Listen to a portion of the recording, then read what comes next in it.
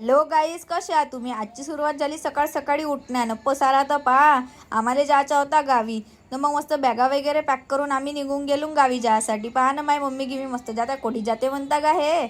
मला जायचा होता, अरे साकोलीले भीमजयंतीची तयारी तर खूप जोराशोरात सुरू आहे. मला जायचा होता गोंदिया जिल्ह्यामध्ये. तर बसमध्ये आधी गर्दी पहा. फायनली आम्ही 4-5 तासाचा प्रवास करून पोहोचलो ना. फॅमिली भेटल्यावर पहा ना कसे मस्त खुशी वाटते ना, कारण सगळे जण खूप दिवसांनी भेटतात. मिरर दिखाण्यावर मैं अपना मुंह देखने आ जाती हूँ.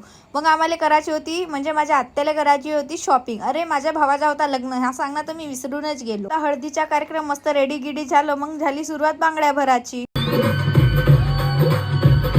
दादाचे मित्र मस्त डान्स करत होते.